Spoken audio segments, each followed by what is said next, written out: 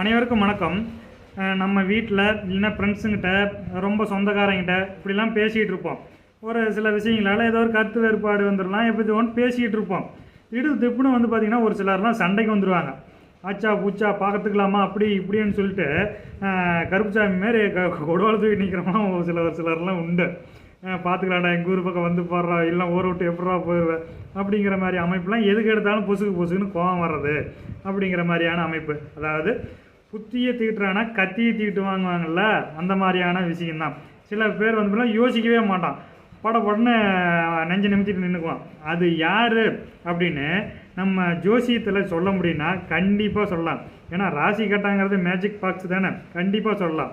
அந்த ஜாதகத்தில் அவங்களுடைய ஜாதகத்தில் பார்த்தீங்கன்னா செவ்வாய் ஆட்சி உச்சமாகவோ இருந்தாவோ, இல்லைன்னா செவ்வாய்க்கு கால் கொடுத்தவன் ஆட்சி உச்சமாகி கேந்திரம் திரிகோணத்தில் இருந்தாவோ, அவங்க புத்தியை தீட்டுறதோட கத்தியை தீட்டுறது அப்படின்னு சொல்லுவாங்க இல்லையா, கோபம். அதாவது நிதானத்தோட கோபம் அதிகமாயிரும், எதுக்கு எடுத்தாலும் பொசுன்னு கோவப்படுறது அப்படிங்கிறத ஈஸியாக சொல்லலாம்.